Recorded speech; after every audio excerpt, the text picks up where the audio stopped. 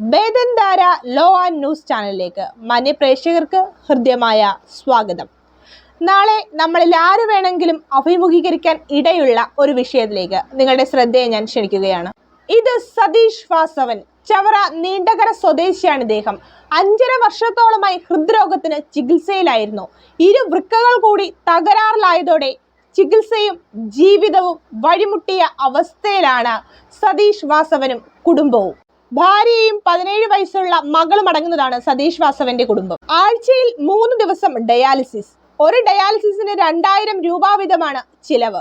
ഡ്രൈവറായി ജോലി നോക്കിയിരുന്ന സതീഷ് വാസവന് നീക്കിയിരിപ്പുകളോ സമ്പാദ്യങ്ങളോ ഒന്നും തന്നെയില്ല. ഷീറ്റടിച്ച് നിർമ്മിച്ച ഈ കുഞ്ഞു വീടിരിക്കുന്ന 4 സെന്റ് വസ്തു ഉൾപ്പെടെ പണയപ്പെടുത്തിയാണ് ഇദ്ദേഹത്തിന്റെ ചികിത്സ നടത്തിക്കൊണ്ടിരുന്നത്. സതീഷ് വാസവന് ജീവിതത്തിലേക്ക് തിരിച്ചു വരണമെങ്കിൽ അടിയന്തരമായി വൃക്ക മാറ്റിവെക്കൽ ശസ്ത്രക്രിയ നടത്തണം.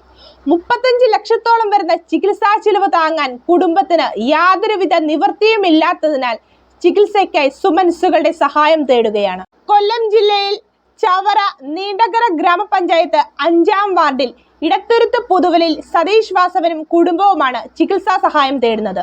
ഭർത്താവിന് ഹാർട്ട് സംബന്ധമായി 5.5 വർഷമായി ചികിത്സയിലിരിക്കുകയായിരുന്നു. ഇപ്പോൾ ഇരു വൃക്കകൾ തകരാറിലാണ്. ഇപ്പോൾ ആഴ്ചയിൽ 3 ഡയാലിസിസ് വീതം ചെയ്തുകൊണ്ടിരിക്കുകയാണ്. വൃക്ക മാറ്റി വയ്ക്കണമെന്നാണ് ഡോക്ടർമാർ പറയുന്നത്. അതിനുള്ള സാമ്പത്തികം ഞങ്ങൾക്കില്ല.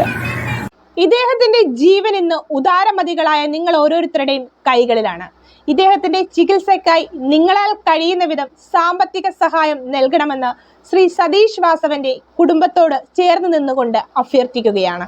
നിങ്ങൾക്ക് വേണമെങ്കിൽ ഈ വീഡിയോ കണ്ട് ഒഴിവാക്കി പോകാം. അങ്ങനെ പോയാൽ നാളെ ഒരുപക്ഷെ ആ കുടുംബത്തിന്റെ കണ്ണീരിന് നമ്മൾ കൂടി കാരണക്കാരായി തീരും. 100 രൂപ എങ്കിൽ 100 രൂപ കൊടുത്ത് സഹായിക്കാൻ ഇന്നൊരു മനസ്സ് കാണിച്ചാൽ നാളെ ആ കുടുംബാംഗങ്ങളുടെ മുഖത്ത് വിരിയുന്ന പുഞ്ചിരിക്ക് നമുക്കും ഭാഗമാകാൻ കഴിയും. ഒരു കുടുംബത്തിന്റെ മുഴുവൻ കണ്ണീരിന് കാരണമാകണോ അതോ അവരുടെ പുഞ്ചിരിയുടെ ഭാഗമാകണോ എന്ന് നമുക്കൊന്ന് ചിന്തിക്കാം.